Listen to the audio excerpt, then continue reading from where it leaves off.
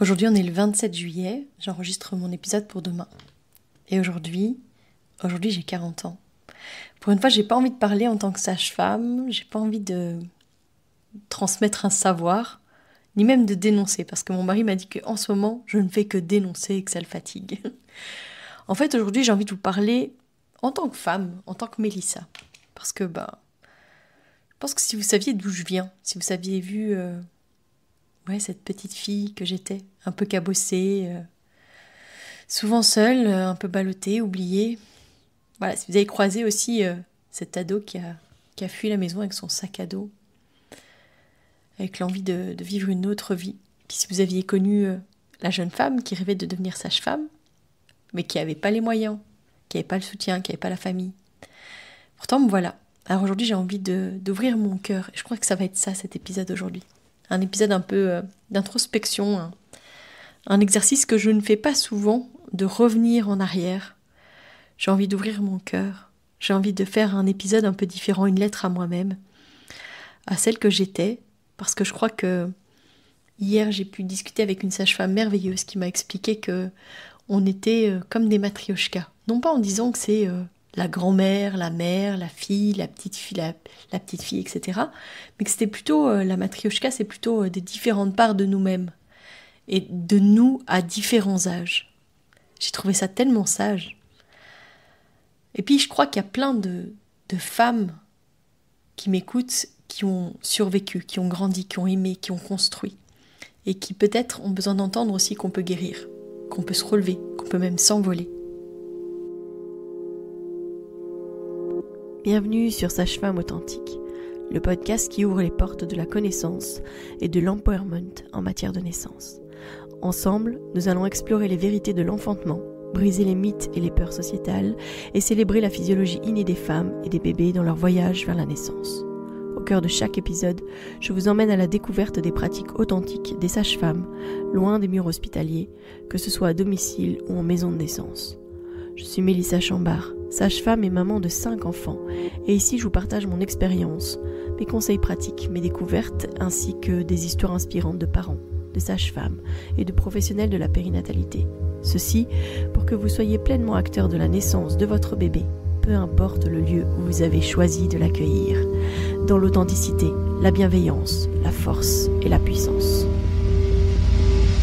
Allez, vas-y.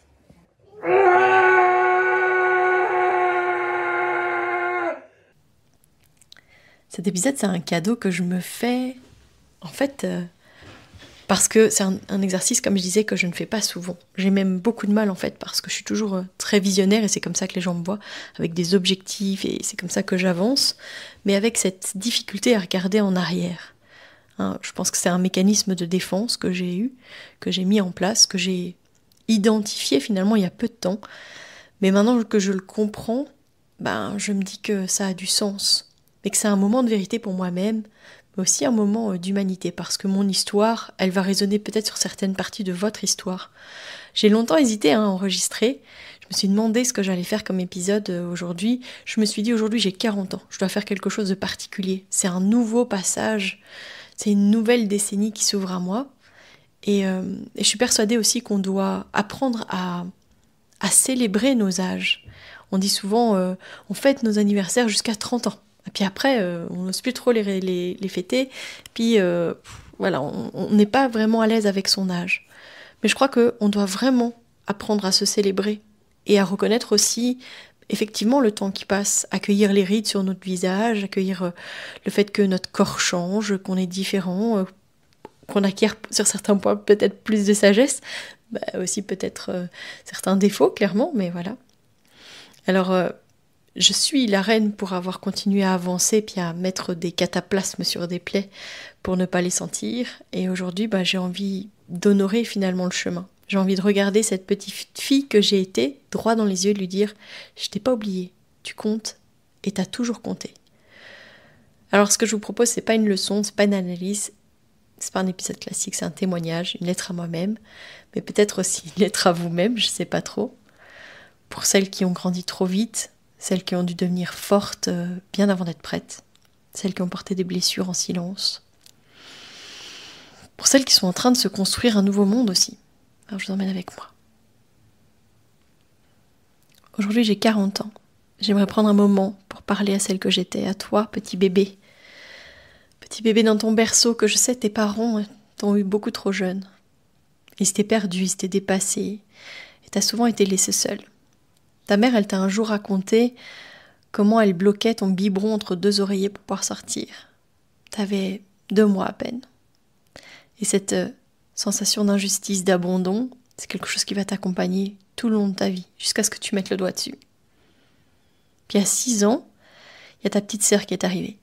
Une vraie sirène d'alarme. Elle hurlait constamment. C'est comme ça qu'on l'appelait avec son autre sœur, qui était ma demi-sœur du coup. Parce qu'à ce moment-là, ma mère, elle s'était remise en couple avec un homme qui avait déjà 3 enfants.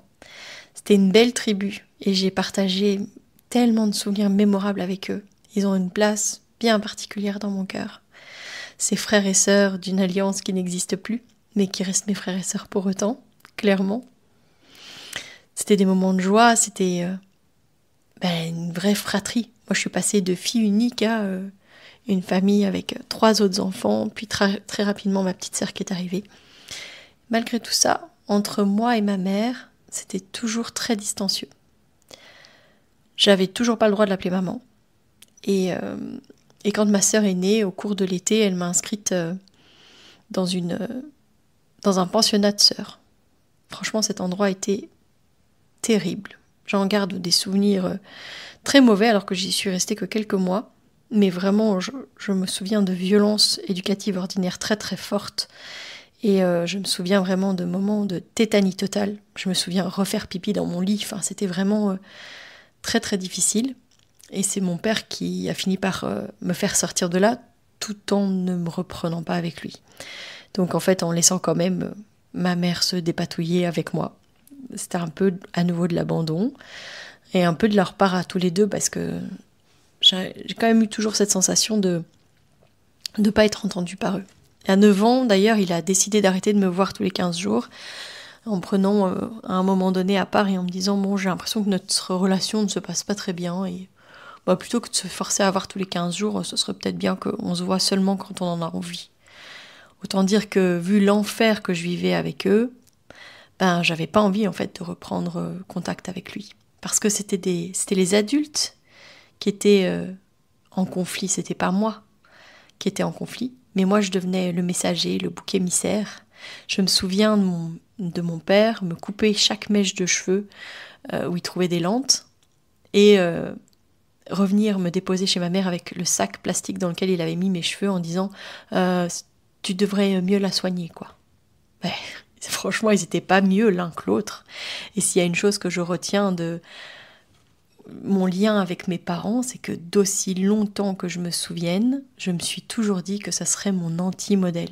C'est ça qui m'a motivée finalement à devenir la femme et la mère que je suis aujourd'hui avec mes enfants. C'est que je voulais certainement pas reproduire ce qui a pu se passer avec eux. Et dans la réalité, ça reste quand même toujours ma plus grande peur, c'est de perdre le contact avec mes enfants. Comme j'ai perdu le contact avec mes parents, clairement.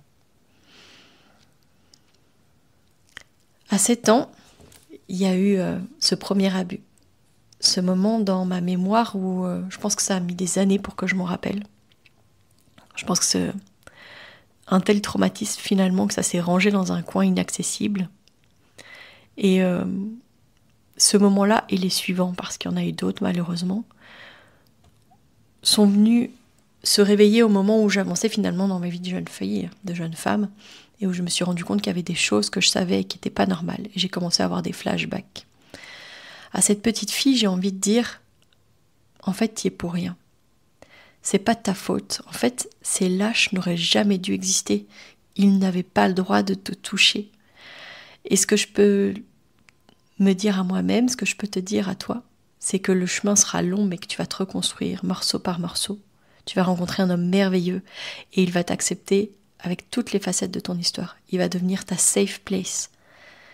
Et ça, t'imaginais même pas que c'était possible, parce que c'était quelque chose que tu avais totalement mis de côté. Je voudrais parler à Mélissa qui avait 16 ans, puis qui, un soir d'octobre, a quitté la maison avec un sac à dos. A décidé de quitter ce milieu qui devenait vraiment malsain, avec une mère qui avait fait une énième tentative de suicide, une énième situation en fait de chantage émotionnel surtout. Et j'ai décidé de me choisir moi ce jour-là. Je me suis réfugiée dans une église et j'ai pleuré, j'ai tellement pleuré. Puis c'est la mère d'un ami qui m'a convaincue de venir chez eux et puis qui a appelé mon père. Mon père qui a refait partie de ma vie quelque temps avant. Ce que j'ai envie de dire à cette jeune fille, c'est tu vas trouver ton chemin. Il y aura encore des tempêtes, mais tu peux rester dans la confiance, vraiment. Finalement, donc, j'ai été vivre chez mon père et ma belle-mère. Je vais avoir une vraie place, une vraie famille. Et puis c'est comme ça que je les ai appelés, parce que je les appelais mes parents. Et je les appelle toujours mes parents d'ailleurs. Mais très vite, c'est tourné en eau de boudin. C'est-à-dire qu'au départ, je me suis vite sentie en sécurité, et puis très vite, ils m'ont vue comme une copine de ma mère, ils m'ont pas fait confiance. Ils ont imaginé des histoires abracadabrantes sur moi. Et franchement, j'ai tellement douté. Je me suis, à certains moments, demandé si c'était pas eux qui avaient raison. J'ai vraiment eu la sensation de me perdre. Et heureusement, j'ai tenu bon. Et en grande partie parce que j'ai fini ma dernière année au lycée en étant en internat. Grâce à mon professeur principal, un homme vraiment extraordinaire qui m'a beaucoup aidée et qui m'a permis du coup d'appuyer ma demande auprès de mes parents, qui a dit avec tous les trajets que j'avais à faire pour venir au lycée, ce serait quand même vraiment bien en terminale que je sois en internat. Alors ça me permettra d'éviter la maison autant que possible.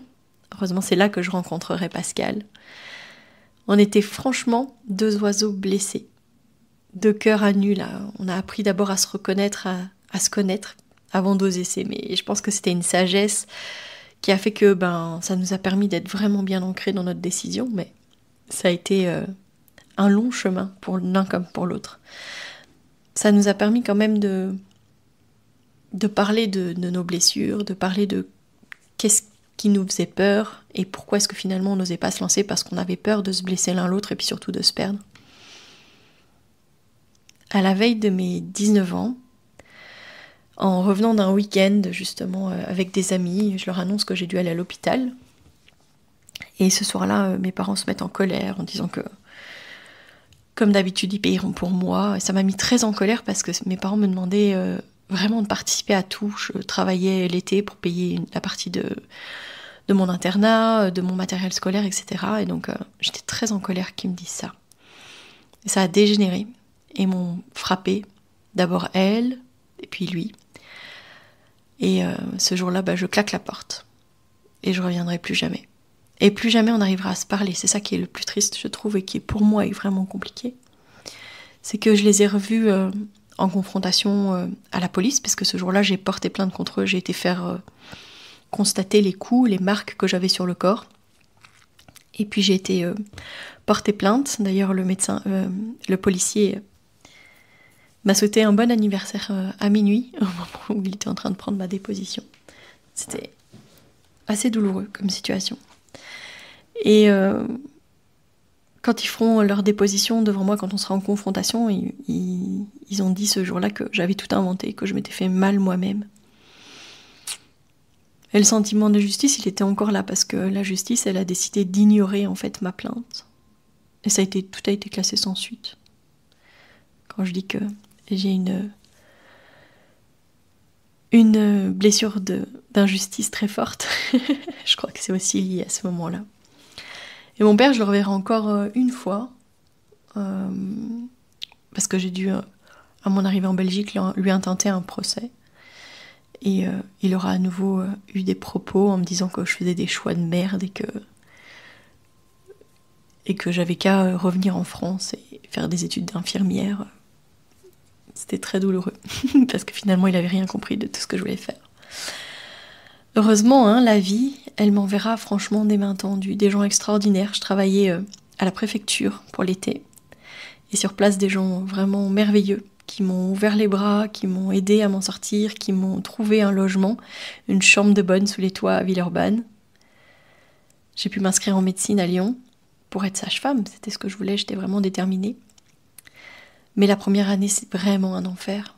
C'est vraiment un enfer. J'ai un souvenir de ces 2 années, puisque j'ai pu tenter 2 fois la première année de médecine, mais ce concours est vraiment très très difficile.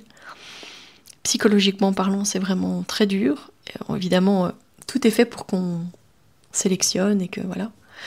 Évidemment, avec ma situation en pleine rupture familiale et seule dans mon coin, j'avais pas du tout justement le soutien et la possibilité d'avoir des bourses suffisantes pour notamment payer des boîtes à colle, donc des écoles de préparation au concours, alors qu'évidemment, les fils de médecins, les gens qui avaient un peu plus d'argent, etc., avaient les moyens. Donc la deuxième tentative, la deuxième année, j'ai Pascal qui m'a dit cette fois je veux que tu viennes vivre avec moi parce que je veux pouvoir m'occuper de toi et que tu puisses vraiment te concentrer sur tes études. Donc c'est ça qu'on a fait. C'était un beau cadeau qu'il m'a fait là. J'étais à 25 places de la dernière fille qui a pris sage-femme. 0,7 points d'écart. Elle pleurait parce qu'elle avait sage-femme. Et moi, j'étais sans rien. Donc lui il m'a dit... explore d'autres chemins. Cherche où est-ce que tu peux faire sage-femme. On a pensé à l'Angleterre, on a pensé à l'Espagne, on a pensé au Québec, et puis finalement, ce sera la Belgique. Je suis partie toute seule, et puis il est venu me rejoindre quelques mois après. La réalité, c'est que j'ai d'abord dû faire infirmière, ça je vous en ai déjà parlé, mais j'ai dû contourner en fait une barrière administrative, ce décret en fait qui a empêché les Français de rentrer directement dans la filière. Et donc j'ai d'abord fait le diplôme d'infirmière pour ensuite rejoindre la formation de sage-femme. Et juste avant la rentrée, je me rends compte que je suis enceinte. Alors j'étais en panique totale. Je me rappelle appeler l'école et dire je suis Mélissa Chambard, je viens de terminer infirmière, je dois commencer sage-femme, je viens de découvrir que je suis enceinte, dites-moi que je peux quand même faire sage-femme. Et je me rappelle que les premiers mots que j'ai entendus, c'est félicitations. Et bien sûr que tu peux faire sage-femme, viens nous voir, on va s'organiser, on va voir comment est-ce qu'on peut faire les choses. J'ai senti immédiatement un soulagement là et du soutien de la part de ces personnes qui m'ont dit t'inquiète pas, ça va aller. Et ce petit compagnon là de route, il m'a accompagné pendant toute ma première 3e année. D'abord in utero, puis il est né juste avant les examens de fin d'année. Il était avec moi dans l'amphi en écharpe. Puis il y a parfois des profs qui le prenaient puis qui le baladaient, le baladaient le long des tables le temps des examens. Et puis il est resté un peu la mascotte de la promo, parce qu'il est venu en cours avec moi jusqu'à ses 7 mois. Il a même assisté à des cours du genre suture, etc. Alors après mon diplôme, très rapidement, on a eu un 2e bébé, notre petite Joséphine. Alors pour elle, ça a été le combat. Et si j'ai envie de dire une chose à la femme que j'étais à ce moment-là, c'est tu vas y arriver en fait. Et tu sais ce que tu as, ce que tu peux faire, aie confiance en toi et garde la confiance. Parce que ce bébé en siège, les médecins qui nous accompagnaient au départ dans cette grossesse, en fait, n'étaient pas bienveillants du tout. Et me faisaient croire que j'étais dans la pathologie, me faisaient croire que j'étais pas capable de mettre au monde ce bébé. Et donc ça a été vraiment une torture mentale très très forte. Et c'était dur en fait d'expliquer aux gens que j'étais pas d'accord avec ce qui se profilait. Et en même temps, difficile d'appuyer en fait ça. Je me souviens d'une rencontre avec l'association alternative. Et c'est lors d'une soirée où j'ai vraiment exposé surtout, mais explosé aussi en pleurs la situation qu'on était en train de vivre. Et que c'est une personne sur place qui m'a dit « Mais va dans tel hôpital rencontrer tel médecin, tu sais bien ». Et effectivement, en plus, je le savais. Ça nous a permis de vivre une naissance très forte, très puissante, donc de notre petite Joséphine qui est née en siège, voix basse, sans péridurale, comme on le souhaitait, quoi. Et puis après, il a fallu reprendre le travail. Mais il n'y avait pas de travail en tant que sage-femme, il n'y avait absolument rien. C'était tout bouché de partout. Je me suis retrouvée à travailler comme infirmière à domicile. Là aussi, parler à cette femme qui a vécu toutes ces choses, toutes ces difficultés, retomber dans les soins à domicile, c'était à la fois prendre mon temps et vouloir y mettre beaucoup d'humanité pour les patients que j'accompagnais, et en même temps me heurter à un système où en fait le rendement c'était la clé pour pouvoir dire que tu vivais réellement de ton travail, parce que sinon tu t'y perdais. Et j'avais ce petit bébé, cette petite Joséphine là que je voyais seulement 1 heure, puis que je devais déposer quelque part pour repartir en soirée auprès des patients. C'était l'enfer. Alors j'en ai profité pour postuler pour l'ONE, et j'ai très vite eu un poste en fait, en tant que travailleuse médico-sociale en consultation prénatale. Alors ça me correspondait quand même bien. Je retouchais enfin à la périnatalité, mais toujours avec une casquette qui n'était pas celle de sage-femme. Donc ça c'était un peu plus difficile. Alors j'ai commencé à tâtonner, à faire un peu de préparation à la naissance, etc. À aller faire des visites postpartum. C'est mon amie Anne qui m'a lancé le défi, qui m'a appelé un jour et qui m'a dit « J'ai une maman qui rentre, elle habite à tel endroit, et donc c'est toi qui vas aller la voir demain. » Merci, en passant, à Anne de m'avoir boosté, de m'avoir poussé à me lancer, parce que peut-être que j'aurais postposé constamment cette situation. Mais grâce à elle, je me suis lancée et je ne regrette pas du tout. Et puis, j'ai eu ce cadeau de la vie. Cette amie qui m'a demandé d'être présente pour la naissance de son bébé à domicile, et puis le bon endroit, au bon moment, le bon timing. En fait, il se retrouve que je suis seule, en fait, sans l'équipe qui était censée être sur place pour son accouchement, et donc c'est moi qui assiste cette naissance, ce premier accouchement à domicile, alors que je devais être que spectatrice finalement. Et j'y retrouve tellement toute mon essence, tout ce qui m'a fait vibrer, tout ce qui m'a toujours donné envie, tout ce qui m'a toujours nourrie en tant que sage-femme. Pendant mes études, c'était ça que je voulais faire. Et puis, ça a réveillé effectivement ce qui vibrait à l'intérieur de moi. Un peu comme, je sais pas, cette vibe qui a toujours dit que je devais être sage-femme.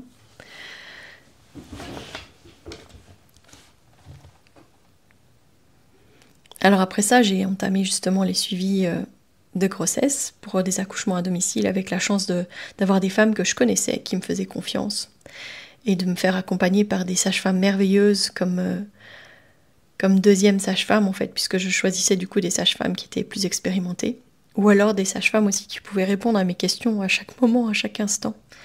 Je pense spécifiquement à Alain qui m'a beaucoup accompagnée. Je pense aussi à Chantal, à Bénédicte, à Reik, vraiment des sages-femmes qui m'ont boostée et puis qui ont vraiment donné tellement de sagesse à la jeune sage-femme que j'étais à ce moment-là. Après ça, il va y avoir la naissance de notre troisième bébé, mais donc notre deuxième petite fille, qui sera née dans l'eau, dans notre salon, entourée de ses frères et sœurs, dans la douceur, dans la paix, dans l'évidence. Notre petite Rose qui est vraiment venue comme une fleur, c'est ce que je dis souvent, qui nous a vraiment aidé à nous apaiser, puis à te sentir qu'on était capable de faire ce qu'on voulait, quoi. Puis nous, on avait toujours dit qu'on voulait 4 enfants. Donc voilà, en 2018, je suis à nouveau enceinte. Je me rappelle qu'on a mes beaux-parents qui sont ici, mon beau-père et sa compagne. Et on se dit avec mon mari, on va leur annoncer, parce qu'on a tellement peu de moments où on les voit en vrai que ce serait dommage de ne pas leur annoncer en vrai. C'est une déception tellement grande. Aucune annonce de nos bébés s'est jamais bien passée. On nous a toujours jugé, c'était pas le bon moment, c'était pas le nécessaire. Enfin, voilà, beaucoup de jugements. Et je me rappelle être blessée, très fortement blessée par les mots qui sont prononcés ce jour-là. Et puis en même temps, je sens pendant cette grossesse qu'il y a quelque chose qui va pas.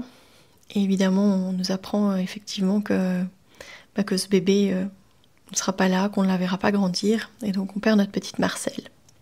Elle fait de nous des paranges. Et puis après un temps qui m'aura semblé une éternité, on a enfin notre bébé arc-en-ciel qui s'installe. Et j'ai vécu une grossesse plutôt sereine. Pas anxiogène, je me suis sentie connectée avec ce bébé vraiment très rapidement, donc c'était vraiment très chouette. Et malheureusement, pendant le travail, à la maison, comme pour sa sœur, ce bébé s'est tourné et s'est mis en siège. Et On est parti à l'hôpital parce que c'était le souhait de notre sage-femme. Mais arrivé sur place, on a été vraiment violentés. Et on a été vers une césarienne qui était peut-être pas nécessaire en tout cas à ce moment-là. Peut-être qu'après ça aurait été nécessaire, j'en sais rien, on ne saura jamais. Mais ce qui est sûr, c'est que les actes qui sont posés, les paroles qui sont dites sont d'une violence tellement forte. C'est un vrai traumatisme pour moi.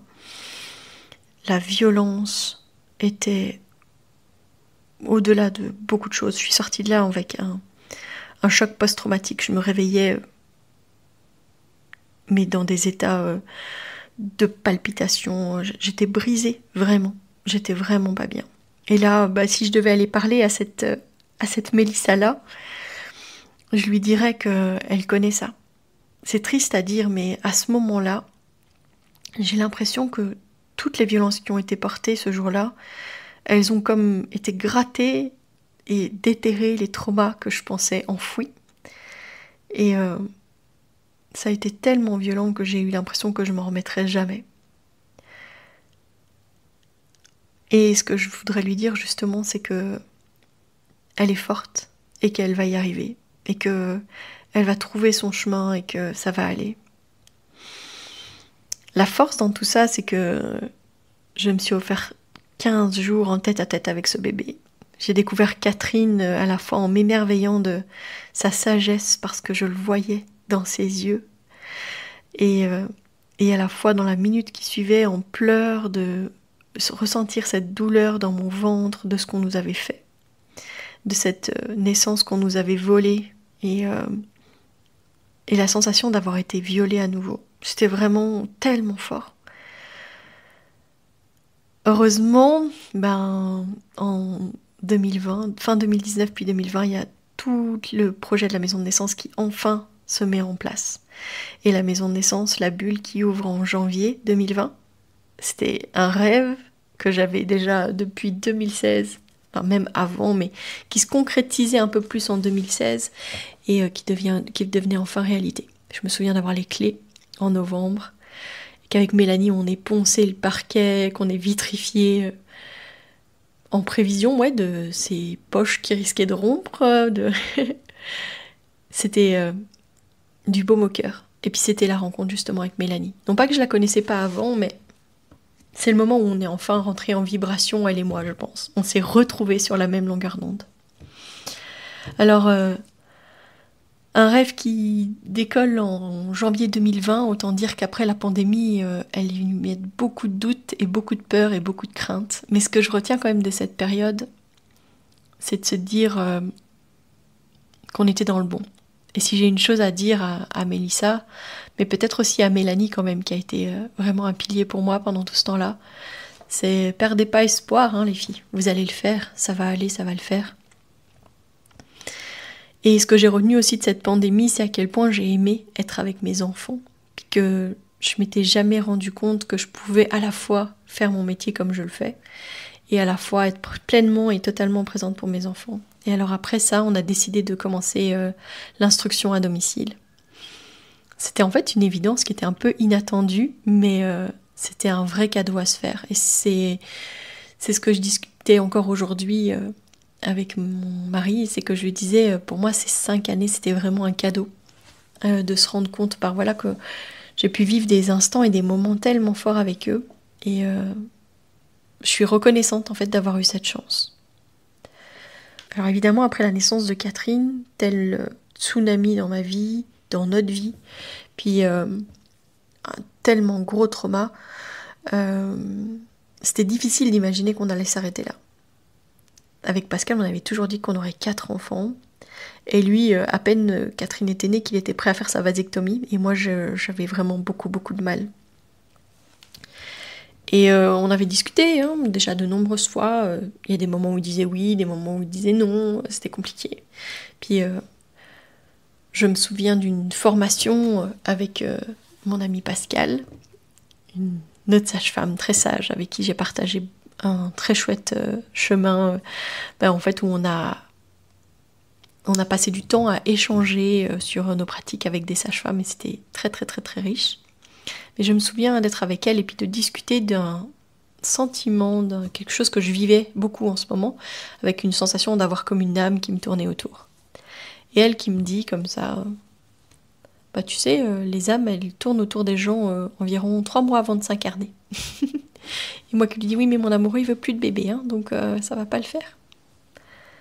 Mais je crois que les paroles qu'elle a eues ce jour-là, ça m'a permis d'aborder la question avec Pascal, avec ouais, de la sérénité, mais en tout cas en me disant, je suis pas complètement folle en fait. Et lui, ça a comme ouvert son cœur. Et dans le mois, en fait, j'étais enceinte. Il avait accepté. Cette grossesse, cette dernière grossesse, j'ai ressenti un bébé tellement lumineux. C'était, tout était dans l'évidence, même si j'avais beaucoup de peur et beaucoup de doutes et beaucoup de craintes vis-à-vis de la naissance notamment. J'avais peur qu'on me voie à nouveau cette naissance, j'avais peur de ne plus être capable, j'avais peur de toutes les injonctions et toutes les peurs sociétales sur les naissances après césarienne. Et en fait, j'ai eu la chance d'avoir les bonnes personnes avec moi, que ce soit Pascal, que ce soit Mélanie, que ce soit mon Pascal à moi. J'ai eu les bonnes personnes pour arriver à aller jusqu'au bout, puis accueillir ce petit bébé et dans les premiers instants voir que c'était une petite Claude et être dans l'amour absolu. C'était la lumière, c'était l'ultime pièce du puzzle, en tout cas de notre parentalité. C'était un beau cadeau. Que ce soit... Je pense que chacun d'eux m'a apporté une pièce à ce puzzle et puis une sagesse que j'imaginais pas. Que ce soit Michel, clairement qui a fait de nous des parents, que ce soit Joséphine, en siège, pour laquelle on s'est beaucoup battu, puis qui nous a beaucoup challengé dans notre parentalité et dans ce que ça pouvait venir réveiller en nous en fait. Avec Rose et sa naissance qui m'a montré en fait que j'étais capable, qui m'a montré aussi les liens dans une famille, très très très très fort. Que ce soit Marcel qui m'a appris aussi ce que c'était que le deuil périnatal, ce que c'est que cette image du bébé dont on ne peut pas vraiment parler, de la société qui oublie et puis de cette envie de reconstruire après. Et je pense qu'elle m'a appris une chose, c'est la sagesse de savoir comment accompagner les gens qui traversent les mêmes épreuves. C'est un cadeau de la vie finalement. Puis elle m'a montré aussi que finalement j'avais rien à attendre des autres, que ce soit la joie d'attendre un nouveau bébé ou pas. Catherine,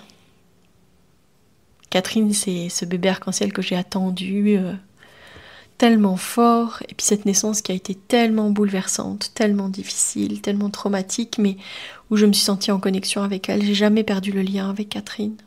Et je me suis dit, ce qu'elle m'aura appris, ce que cette naissance m'aura appris, pas Catherine en tant que telle, mais cette naissance, c'est qu'on peut se relever des traumas. Et ce que Catherine m'aura appris, c'est que l'amour permet tout. L'amour, elle permet de traverser en fait ces vagues tellement fortes, ces trous béants dans le cœur et dans l'âme. L'amour permet tout. Et Claude, elle m'a aidé à reprendre confiance en mon corps et en ma capacité à mettre au monde mes bébés, mais à me réapproprier mon corps, vraiment pleinement. Parce que c'est quelque chose qui aura été tellement fort et violent dans la naissance de Catherine, c'est que j'avais plus aucune confiance, je n'aimais vraiment plus rien de moi-même. Alors je dis pas que je suis quelqu'un qui aime son image et qui aime son corps, ce serait mentir, mais reconnaître en fait la sagesse de ce qu'il est capable de faire, ça je le reconnais entièrement et pleinement. Aujourd'hui j'ai 5 enfants, je suis tellement fière et tellement honorée de les avoir. Et aujourd'hui, être entourée d'eux pour mon anniversaire, c'était le plus beau des cadeaux. Alors il manque mon grand, parce qu'il est en camp scout, mais je le retrouve cette semaine et il ne manquera pas, je le sais, de me faire un énorme câlin quand je vais le retrouver. Alors, à cette Mélissa, toute petite dans son lit toute seule, à cette Mélissa abandonnée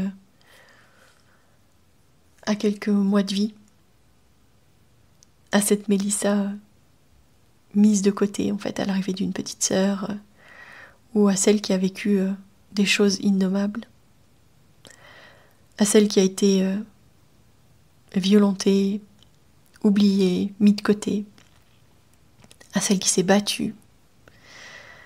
J'ai envie de dire que le chemin, de toute façon, il n'est pas terminé. 40 ans, j'ai encore toute une vie à vivre et que je suis déjà tellement reconnaissante de tout ce que j'ai traversé, de tout ce que j'ai fait. Aujourd'hui, j'ouvre mes ailes et je dis haut et fort, on peut faire tellement bien et tellement mieux. C'est aussi, à mon avis, pour ça que je suis devenue sage-femme authentique. Hein, c'est un podcast maintenant. J'ai pu voir les statistiques grimper encore juste à la veille de mes 40 ans. 60 000 écoutes. Quel cadeau. Une maison de naissance où il y a eu une 151e naissance il y a quelques jours aussi. Un amour toujours là et toujours aussi solide 22 ans plus tard. Je crois que ce chemin que j'ai traversé m'a appris quelque chose de tellement fondamental. C'est que les blessures, elles disparaissent pas. Elles se transforment. Elles deviennent parfois des boussoles, parfois des moteurs. Mais jamais, jamais, jamais, jamais, elles doivent devenir des chaînes. Alors aujourd'hui, tout ce que je vis, tout ce que je transmets, ce que j'incarne, c'est aussi le fruit de ce parcours cabossé, de cette vie pleine de virages, de chaos, d'élan, de recommencement. Mais c'est aussi ce qui permet certainement d'accompagner les femmes avec profondeur, avec authenticité, avec intuition. Je sais que, en fait, parce que je sais ce que c'est que de se sentir seule, de devoir tout reconstruire, d'apprendre à se faire confiance. C'est ce qui fait que je peux aujourd'hui accompagner les femmes qui veulent enfanter librement dans leur puissance sans qu'on leur dise comment pousser, quand rompre leur poche, quand reprendre la pilule, quand être à nouveau présentable, etc., etc. Peut-être que j'ai l'air en colère, comme le dit mon amoureux, mais finalement ce que je veux c'est que chacune puisse reprendre notion de sa pleine puissance dans toutes les sphères de leur vie. Ce parcours, il me donne aussi finalement la légitimité de dire que ce métier, c'est pas juste un métier. Pour moi, c'est une vocation. Ça fait partie de ma vie, de mon identité. Être sage-femme, évidemment, indépendante, déconventionnée, etc. Alors voilà, comme je vous en parle souvent, en fait, ça demande une énergie folle, une disponibilité de chaque instant. Ça demande d'avoir les tripes, de tenir la barque, même quand la tempête, elle est là, qu'elle soit administrative, financière, personnelle, émotionnelle, etc. Mais je le fais parce que je crois que chaque femme mérite d'être respectée dans son processus de naissance. Quelle que soit sa trajectoire, je crois qu'on peut accompagner autrement, qu'on doit accompagner autrement. Puis que les violences obstétricales, les injonctions, que ce soit en postpartum ou que ce soit au niveau de la parentalité, le mépris du vécu des mères, en fait, c'est des symptômes d'un système qui est à bout de souffle, un système qui a oublié ce que c'est que la vie. Alors oui, parfois j'ai peur. J'ai peur pour mon équilibre, pour mon couple, pour mes enfants, j'ai peur pour mes filles plus tard.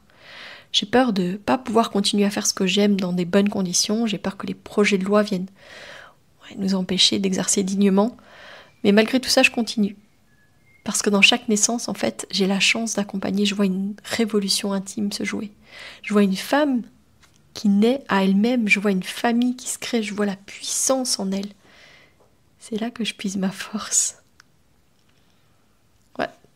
Tu vois, si j'ai voulu te raconter tout ça aujourd'hui, c'est pas pour qu'on s'apitoie, ni pour dire que c'est un grand déballement émotionnel, hein, mais c'est parce que je crois profondément qu'en partageant nos chemins, nos cicatrices, aussi nos victoires, on s'autorise mutuellement à être vrai. J'ai peut-être mis 40 ans finalement à pouvoir dire avec confiance « je suis fière de moi ». Pas de mes réussites professionnelles, mais de la femme que je suis devenue, de la mère que je suis, de la sage-femme que j'ai choisi d'être et d'incarner. Et si je laisse ce message aujourd'hui, c'est celui-là, c'est que t'as le droit d'avoir un chemin tout tordu, t'as le droit de porter encore tes blessures, puis t'as le droit d'avancer à ton rythme, t'as le droit de rêver plus grand que ce qu'on t'a dit possible. Alors aujourd'hui, j'ai envie de te proposer quelque chose. Écris-toi une lettre. À la petite fille que t'as été, à l'adolescente peut-être perdue, à la femme qui doutait, à celle qui a eu peur, celle qui a plié sans rompre. Écris-lui tout ce que tu aurais eu besoin d'entendre. Et si tu veux aller plus loin, tu peux me partager un bout de ta lettre, en message privé. En commentaire si tu veux, mais... Ou juste en y pensant très fort, je suis sûre que d'une manière ou d'une autre, je le recevrai. En tout cas, si cet épisode t'a touché, partage-le à une amie, à une sœur, à une mère, à une cousine, peut-être même à ta grand-mère. Parce que plus on mettra de lumière sur nos parcours de femmes, et plus on s'autorisera à exister pleinement. Enfin, si tu as envie, si tu es étudiante sage-femme et que tu as de gros doutes et des grosses difficultés comme j'ai pu en avoir moi pendant mon parcours d'étudiante, et je vous ferai un épisode clairement et sûrement sur cette période-là de ma vie de manière plus longue, parce que là, je vous ai surtout parlé de la Mélissa avec son enfant, mais il n'y a peut-être pas que ça. Mais sachez que j'entame un accompagnement en ligne à partir du mois de septembre, et que si c'est quelque chose qui vous intéresse, je vous mets en lien dans la description de cet épisode le lien pour pouvoir s'inscrire, se préinscrire et bénéficier justement de cet accompagnement en tant qu'étudiante sage-femme. Voilà. En tout cas, merci d'avoir été là pour ce moment intime. J'ai failli pleurer plusieurs fois en vous lisant cette lettre. Mais je pense que ça fait aussi partie de l'authenticité, c'est aussi de se livrer sur certaines parts de soi-même. Et qu'est-ce qui nous amène à finalement être la personne qu'on est aujourd'hui. Alors je fêterai mes 40 ans aujourd'hui, pleinement et entièrement avec ma petite tribu. Et je vous souhaite le meilleur évidemment. Je vous donne rendez-vous mercredi. Et d'ici là, portez-vous bien.